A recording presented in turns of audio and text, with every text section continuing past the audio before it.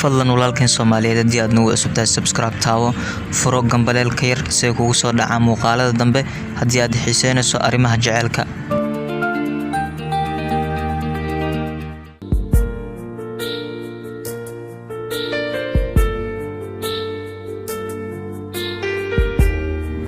Keen buuga maxaad la cabsanaysaa?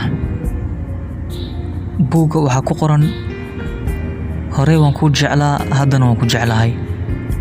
waxa kale ku qoran indhahaygu markay xiran yihiin adiga ayaan ku arkaa. Markaan furo waxaan jeclahay inaan adiga ku arko. Haddii aan ku waayo anigoo dhan murug ay qabanayso.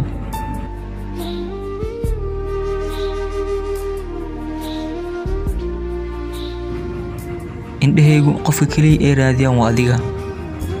mana doonayo inaan ku hilmaamo. waxa kaloo buuga ku qoran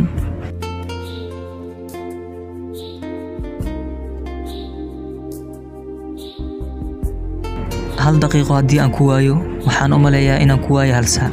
waxaan waali ku tilmaam ama waxa doonto ku tilmaam, balse aniga xaggayga waxaa ka yihiin jacayl. jacaylkuna dadku waa ay sameeyaan, balse midka aniga hayo mid la mid ah qof uu hayo ma jiro. maxaa yeelay gabadhaan jeclahay mid la mid ah dunida kuma noolo.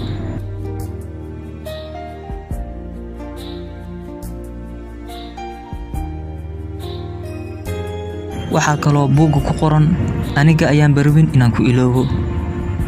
maxaa yeelay haddaan ku iloobo ma aqaano sidaan ku noolaan lahaa. maxaa yeelay macaanka iyo raaxada nolosha adiga ayaa i dareensiiyey.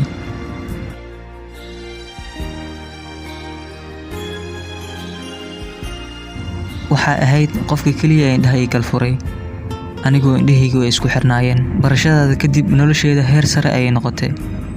taasna waxaa sabab u ah adiga. haddii aad qalbigayga dhaawacdo runtii ma heli doontid qof aniga oo kale si dhaba kuu jecel. fadlan waan kugu kalsoonahay, qalbigayga ha dhaawicin. haddii aanba ku helay ayaanba nasiib leeyahay. sidoo kale waxaa buuga ku qoran waxaad tahay qof aan ku faano. xitaa markaan asxaabteeda la joogo waxaad tahay qof aan ku faano.